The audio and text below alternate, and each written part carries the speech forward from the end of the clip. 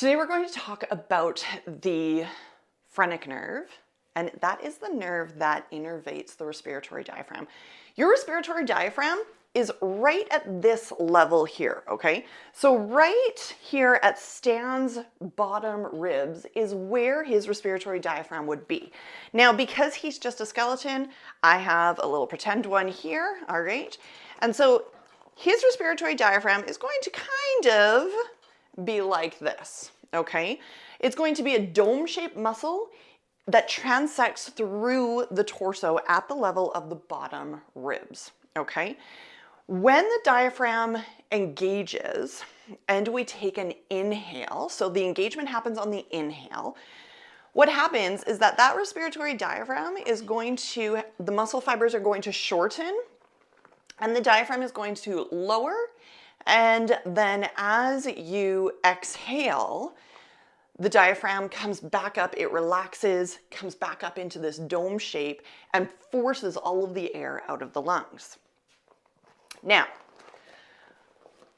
why is it that individuals who are paralyzed at a level above the diaphragm may be able to still breathe on their own?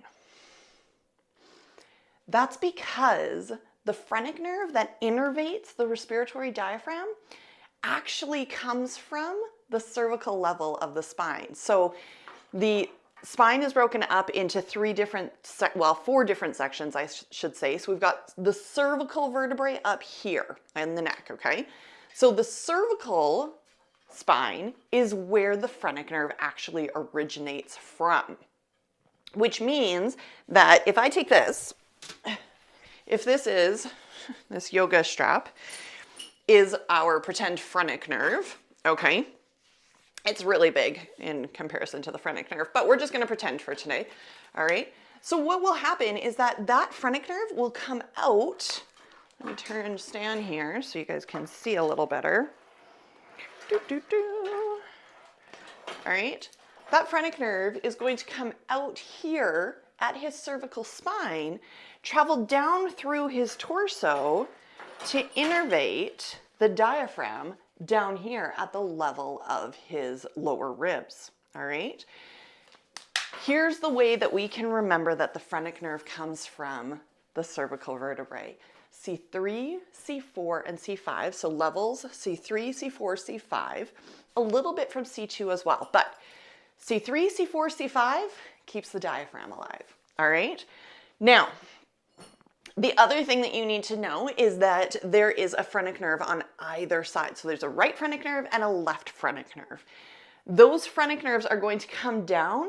They're going to go between the lung and the heart on either side, travel down through the chest, and then come down to innervate either side of that diaphragm, which means that we can actually have injury to one side of the diaphragm and not the other with innervation, okay? That's kind of a whole other video, but for today's sake, just understand that we can actually have issues on one side of the diaphragm that don't affect the other side of the diaphragm because of that. So what does this have to do with our movement potentials? Well, especially in the wellness industry, we want to focus on the breath and having a functional breath when we're doing any weightlifting, when we're doing yoga moves, this sort of thing, okay? Now, if we have a lot of tension in the upper shoulders into the neck here, what can happen is that the phrenic nerve can feel really restricted, okay? If we have limited movement of that nerve, so our nerves should be able, if I grab my pretend nerve here again, our nerves should be able to kind of slide in through the tissues that they reside beside, okay?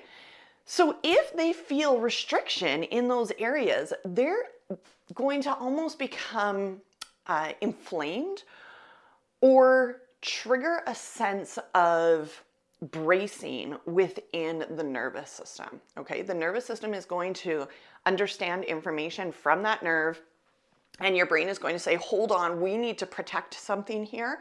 I don't know what it is, but we need protection. And it's going to create more tension, more bracing in through the area that we have that. Or downstream, which for that phrenic nerve is going to be the respiratory diaphragm. So if we have restriction in through the neck where the phrenic nerve exits the spine, we can have restriction of the respiratory diaphragm, therefore restriction of the breath itself, okay? So I hope that helped to explain the connection of the neck and the shoulders to the breath and why it's so important for us to think about the big picture. If we are only training our clients for a deeper breath in the belly and down into the respiratory diaphragm, we are not looking at the whole picture. We need to look at the source of any of these issues and see how we can support that as well.